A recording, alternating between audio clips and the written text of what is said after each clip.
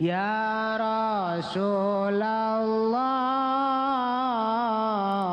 salamun alaik. Di dieu dek jaritakeun masalah urus negara sakumaha kamari di akhir zaman pengurus negara teh hampir eueuh anu ara radio. Lain jang kepentingan rakyat, lain jang kepentingan masyarakat, tapi jang beteungna jeung nafsuna hungkul. Nu jadi tanggelan jeung bahasa mah jang rakyat untuk rakyat, dari rakyat untuk rakyat. Bebejana mah horengan nanti dituna mah rakyat mah diperet jang kahirupan dirina masing-masing. Gitulah bakalna di akhir zaman.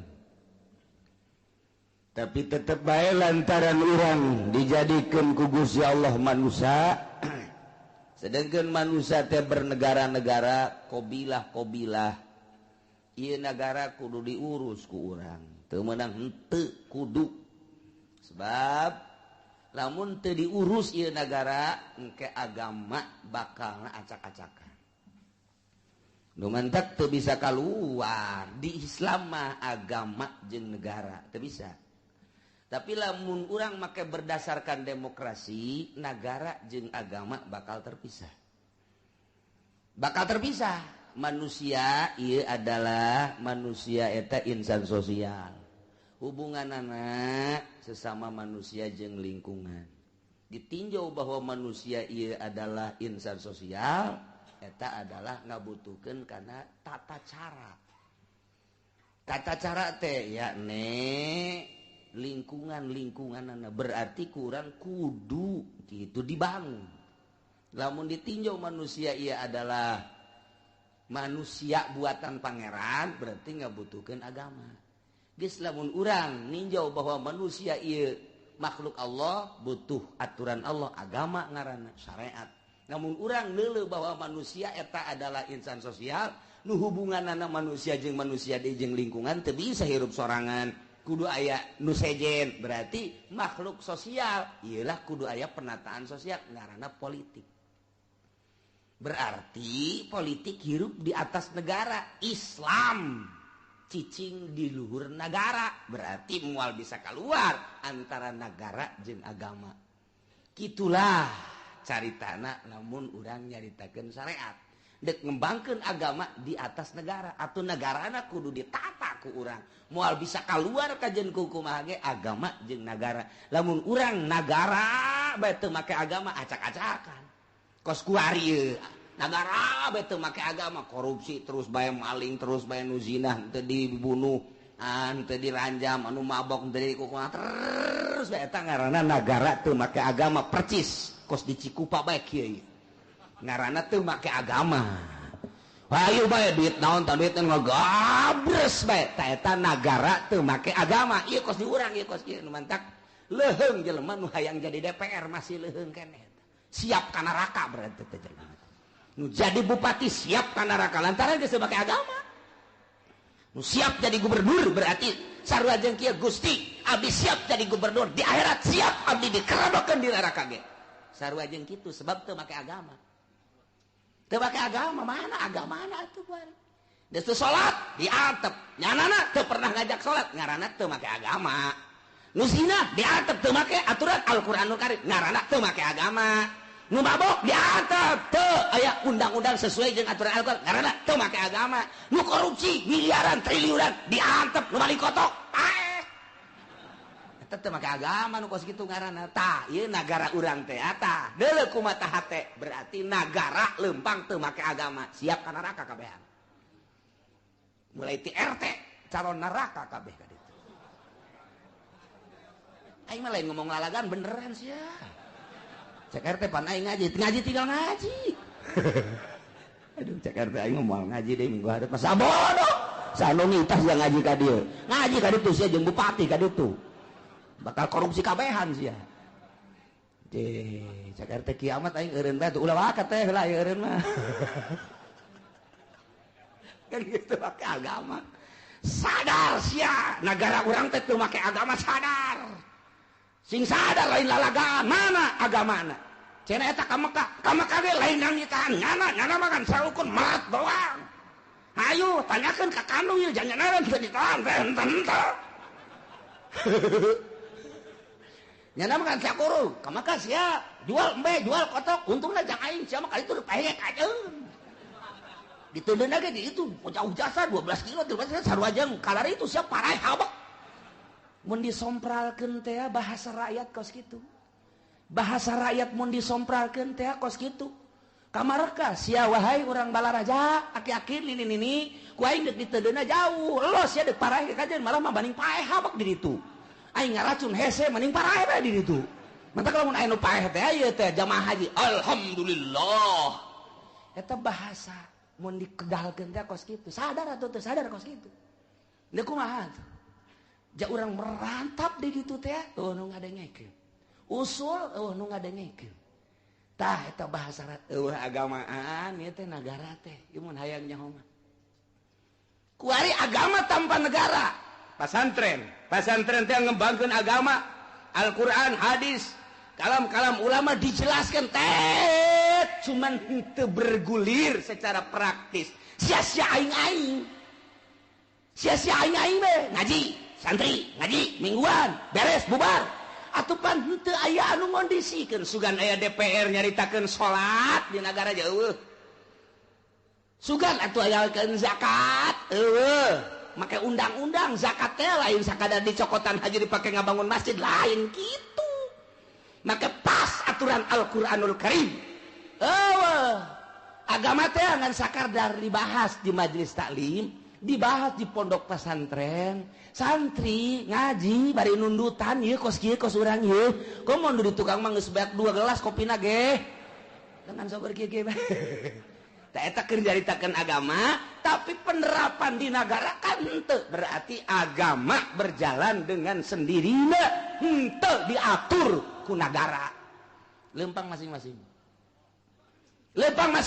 agama lempang sorangan negara teu make agama kos kieu ya acak-acakan mantap nu perlu ditangkap teu ditangkap nu teu perlu ditangkap tangkap lantaran henteu tek and zip tidak saling agama jeung negara teh Islam mah agama jeung negara ngahiji Gus Dur baheula nyaritakeun tidak jatuh agama dengan negara di Indonesia nyana ngomong kos gitu sebab Indonesia bukan negara Islam demokrasi walaupun bagaimana tidak akan nyatu dengan agama jalan sendiri negara jalan sendiri pakai demokrasi tidak akan nyatu di Indonesia kecuali cek nyana nanti kalau perang dulu Gus Dur geus ngomong gitu tidak akan nyatu di Indonesia agama dengan negara agama jalan sendiri masing-masing yang Kristen jalan yang Katolik jalan, yang Buddha jalan, yang Protestan jalan, yang Islam duduk tempat.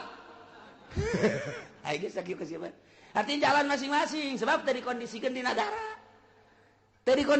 negara. Aturan-aturan agama negara teh aturan Walanda bae. Tah ieu geus kieu tah ndak mal aku.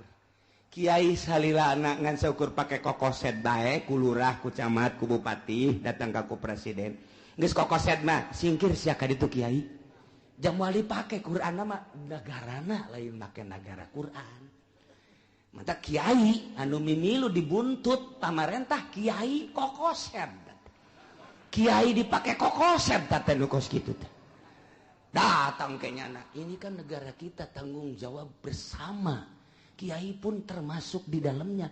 Mari kita sama-sama. Siap ya Kiai. Yuk Kiai kita jalan. Ayo. Kok kecil amat? Nggak ada kendaraan ini.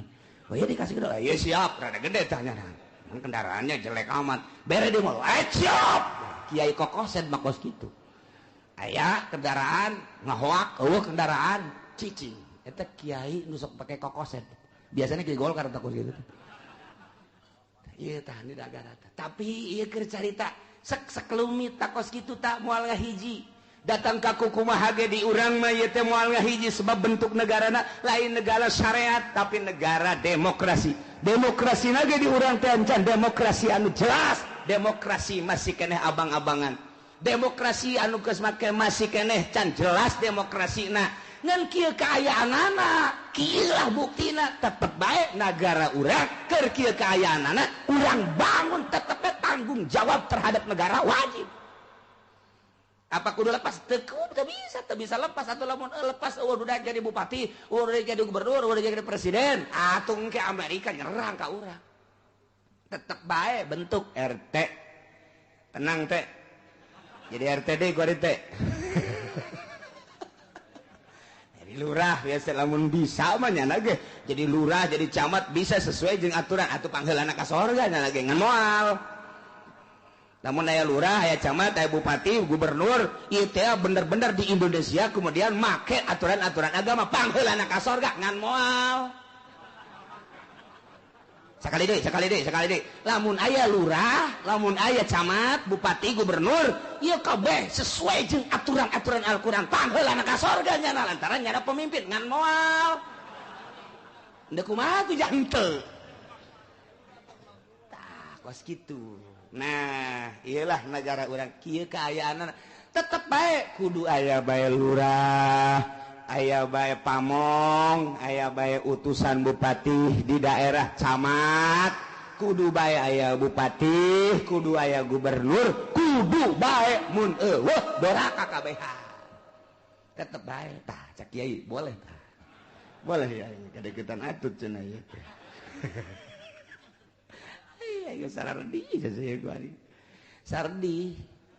Nu mantak sedih kunaon emang kiai? Nu mantak sedih geus nyaho jasa di ditu tah tanda tangan kiai di Tangerang geus aya tanda tangan Jang Atut tolol tah kiai. Cekna mah aing teu nyaho meureun. Nyaho di Cisoka geus aya, di Blaraja geus aya, nu can mah di Pasar Kemis doang can kabere duit bangun eta. Komo Pandeglang jeung Serang mah rarempag. Ya Allah, ya Rabbi deuk dikamanakeun eta otak kiai. Dek dikamanakeun eta pemikiran kiai anu nyana teh kapan didelekeun ku Gusti Allah salah milih lain sakadar salah di akhirat tanggung jawab si kiai dituturkeun kiai mah ku masyarakat di tukangna kumaha lamun masyarakat ye abdi mah milih ge turutan kiai cek kiai teh jai mah ngajakeun teu ngajak kiai yo jadi kitu kan izin mangke urang di masa di kitu lho kiai ngajak harita di panggung teh gigieuan bisa kukuha. Itu kiai ngajak emang kunaon itu? Dibere duitnya. Kula onom tuh dibere duit. Kiai mau diberenya. Nanti dibere kiai mah jangan setik. Atuh dibere karena 2 kali kan. 3. Aduh isin lalakon makan. Coba urang tah kalalakon akhirat ieu mal kebal dege trek paeh. Lalakon ka ditu geus ganti isin amat mun dikitu-kitu ku masyarakat. Kuari diisin-isin ku masyarakat tapi engke di alam ku Allah maning engke di alam ku Allah daripada kuari disanjung-sanjung ku masyarakat hidup ngan saukur sajuta juta ceuhil dan naonan tapi di akhirat dikerbakeun ka neraka. Ya Allah cak malaikat Jibril kiai yang kemarin hidup-hidupan beserta yang hidup-hidupannya berjamaah alhamdulillah ka mana ya neraka sial. Coba pulah pilih saya tik. Ye. Wa man baya imaman cegang jeung Nabi saha jelema anu sumpah setia terhadap pemerintah, pemimpin. Fa'atahu safqata yadihi wa samrata qawdihi. Sumpah setianya na sasalaman beat. Sumpah moal keluar mencari dukungan lain jeung sumpah luar biasa setiana sepenuh hati buah hatina benar-benar ngatukung kelanjutan bangsa jeung negara. Khalifah rahimahullah beat saya akan siap membantu Abu Bakar Siddiq di zaman Sayyidina Umar beat saya siap akan membantu Sayyidina Umar nyawa pun taruhannya jadi. Ketika Sayyidina Utsman, saya siap cek sahabat membela Sayyidina Utsman. Sasalaman beat. Geus kuku bage, hulu jadi suku, suku jadi hulu, siap beat ngaranna. sasalaman sepenuh hati. Itu kene zaman Sayyidina Ali, itu kene di zaman Sayyidina Muawiyah terus eta khalifah. Kamari ge di zaman Presiden Soeharto beat. Orang Golkar tapi temu khusus. Kemanapun Anda tetap akan saya bantu. Sekalipun salah tata. Kiai ge kos gitu kan ya. Saya beat. Sebab pondok saya udah dibangunkan oleh Golkar. Beat saya. Anu geus dibere mobil beat. Anu geus dibere ka haji ke Mekah beat. Kiai oplo. Beat teh kos gitu di zaman Golkar tah. Ieu beat teh demi bangsa jeung nagara nu imamna adil sesuai jeung aturan-aturan Al-Qur'anul Karim. Tah lamun aya imam dijenengkeun beat urang baheula mah beat sasalaman lantaran ziroi kuari mah beat eta melalui pemilihan umum eta beat ngaranna cing ada teh beat eta teh ngaranna teh beat urang memilih teh sarua jeung beat ai baheula mah sasalaman sepenuh hati lantaran ziroi nu milihna kuari mah kabeh sarua bae kuari ge beatkeun dengan melalui kartu eta teh beat sarua jeung kieu mun dibahasakeun mah ku ahli munazarah mah eta ge dakwah dimdiah kan ngaranna. Jadi lamun dijabarkeun mah kieu urang milih tak kadinya teh set KSB misalna ieu mah SBK bae kan ieu cek beda kadewe Demokrat lain deui sarua jeung kieu ieu Gusti abdi sepenuh hati memilih SBY akan saya gitu bantu apapun yang terjadi di negara ini. Andai kata ada yang merusak tentang kepresidenan, tentang jabatan, tentang berjalannya negara, tentang dan lain-lain sebagainya, saya siap membela kamu wahai SBY demi bangsa jeung negara. Tak eta orang memilih teh sarua jeung kos kitu bahasana ulah pajar sambarangan teh beat maknawi secara dijelaskeun mah kos kitu baheula mah sasalaman. Demi Abu Bakar Siddiq, demi Allah, demi Rasul, saya siap membela Abu Bakar Siddiq kemanapun, dimanapun, kapanpun. Andai kata terjadi peperangan, saya yang paling dulu. Eta beat karena sasalaman sumpah setia. Terus kebelah takwari, mah henteu ai kos kitu mah ngan beatna di jero tetebeng. Make paku urang. Set, di beat ieu ngaranna eta teh engke dipertanggungjawabkeun di hadapan Allah di mahsyar. Di mahsyar teh pertanggungjawab emang teu dicatat ku malaikat, dicatat ku malaikat ieu teh raqib jeung atid. Nah, dideleukeun Ustaz Tad kemana Tad? Ya, mana Tad? Kita tanya alusana siap. Tanya kayak orang di akhirat. Ustaz Muhyiddin maju. Gak geter-geter jaga. Sialah ini kuwaca deh. Baiklah milih ieu tah aya Golkaran di dieu tah. Nah, ieu tanda tangan nyolok sia kan? Bener. Sia berarti ngadukung Soeharto nya jeung Golkar. Naon sia alasanna dinya? 3 juta. Terus pelaksanaan negara jeung agamana beresan teh. Ulah mun teu nyaho ka dinya mah ngan saukur eta bae lah lumayan dibere minyak segala perkara itu. Siap ka neraka, siap teh siap ke kumaha tuh. Ieu tah beat eta teh beat bener. Lamun urang geus beat set kemudian ieu teu ngalaksanakeun aturan-aturan negara, aturan-aturan agama. Urang nu geus beat teh mohon ka presiden mun di akhirat hayang salamet.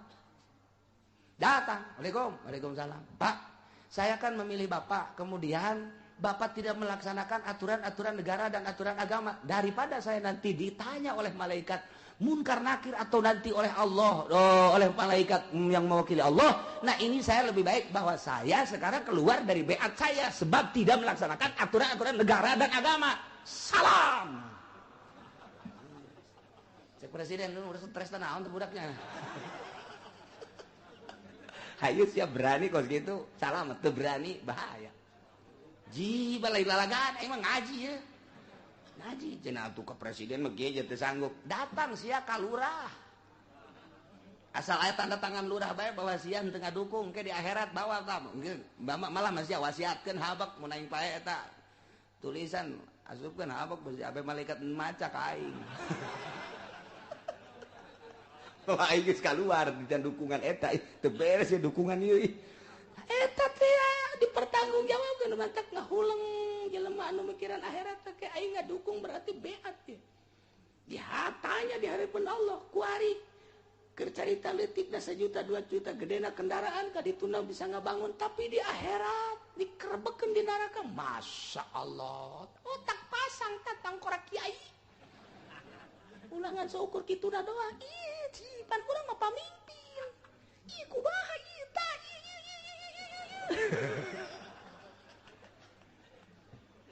aduh panjang ya hadis ieu teh ya di dituna panjang ieu mah singkat eta kos kitu pejabaranana.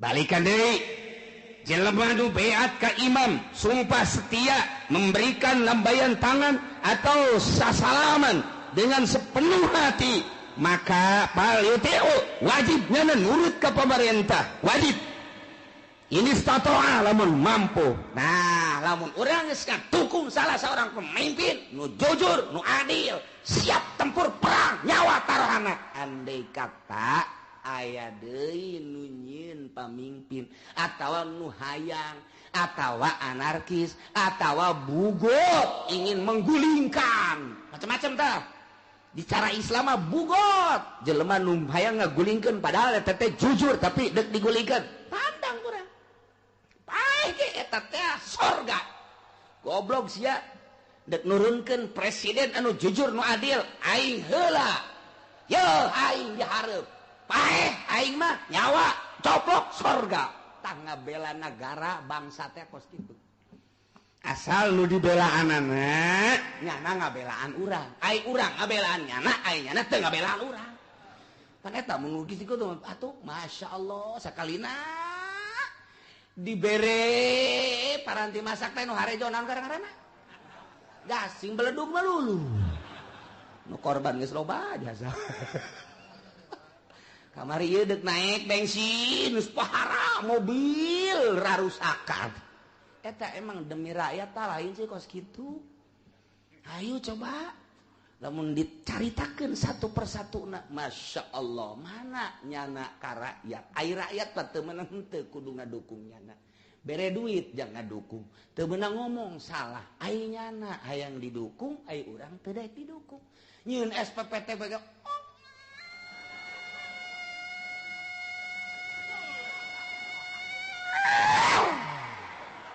tetang kapae deui teu timbul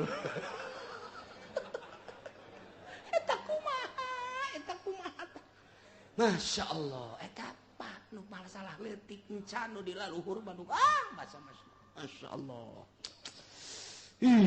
pohara jasa geus teu kudu dicaritakeun ku lamun dicaritakeun Tangerang bae rincianna Tangerang bakal murikak bulu kulantaran bakal murikak bulu aing mesti jadi hileud bulu ulah komo negara mah waduh luar biasa Prabowo kakarak ngajelaskeun tentang saeutik rahasia negara geus hampir-hampir di Indonesia teh aya aset negara anu disembunyiikeun Prabowo pernah ngautarakeun kalau ini dikelola oleh bangsa kita cak nyana cak Prabowo gua mah nyampaikeun Prabowo ye gua kerja di Prabowo lah sagadeng ye hampir Prabowo tak awas bahaya oh paingan ngeunaheun make dasi di luhur orang aya nu kitu-kitu gaji mah tah satai kuku bisa dibikeun ka urang oh eta ieu mah rahasia mah eta nya ke bejakeun deui atuh tuh mantap waris sorotan Prabowo luar biasa lantaran nyana pernah membukakan tentang rahasia saeutik tentang eta oh lamun dikelola bari pohara tapi tetep baik kanajan kunyana ge can puguh keneh bae ja geuninganan kitu deui kitu deui kitu deui kieu deui kieu deui kieu deui tah ieu kuari mun ieu mah keur nyaritakeun jelema beat siap membela pada salah satu pemimpin siap tempur wajib nurut lamun mampu mun aya deui nu endek ngagulingkeun wajib ku urang ditopang supaya ulah jadi bahkan cak Kangjeng Nabi andai kata aya jelema hendak kagulingkeun seorang pemimpin anu jujur wadribu unuqal akhar penggal beheungna paehan berarti titah di perangan bugot-bugot mantap karita ingat baik kalau make Hasyim Muzadi hati-hati dengan bugot-bugot nyana berbicara atas nama partai atas nama NU bugot-bugot eta tah ngan kadituna bugotna kitu sih jana mah kitu mau dibajakeun lah kukulna lah balik di ka tukang berarti kita ngomong eta teh keur ngadukung salah seorang kemudian eta bugot-bugot ngan ku Gus Dur bae enggak ada bugot-bugotan jana di Indonesia enggak ada yang jujur Gus Dur dia tadi cara ricing pan kabeh Gus Dur mah kos kitu aya nu ngadukung lintuk padahal ngadukungnya nggak ada bugot di Indonesia mencet Gus Dur sebab nggak ada yang jujur jadi udah aja bagaimana nanti guling-guling atau ceknya udah ganti lagi nanti gue begitu lagi ini ngomong sakadaek dawe ongko tak budak atuh kos gitu dek dibantu bong pan eta nyana di istana teh nu dek ngabantu pohara jasa NU seluruhnya ngebantu, Ansor dek ngebantu, Bansar dek ngebantu, Garda dek ngebantu. Di luar eta partai dek sabaran ngebantu ulah sampaikan ka lengset. Cek Gus Dur apa-apa, nggak usah dibantu, saya cukup dibantu sama Allah aja, urusin kamu aja. Cuy, ya. Udah saya mau pulang aja pakai celana pendek aja lah. Giliran dek dibantu, embungen, pan hese di Gus Dur mah. Tak kos gitu tah, nggak ada bugot-bugotan cek Gus Dur teh. Iya mah andai kata tah kos kitu seorang pemimpin dek digulingkan bodoh nu dek kagulingkeunna anggap bugot mun pamimpinna adil ikir cerita hadis ya mah wa kana Abdullah bin Umar kayaan Abdullah bin Umar nyarita kieu atihu tunur badai ka sultan tapi fi taatillah dina nurut ka Allah dina taat ka Allah instruksi pemerintah tuturkan wa'sihi fi masyiatillah tapi maneh kudu nyulayan ke pemerintah lamun dina maksiat ka Allah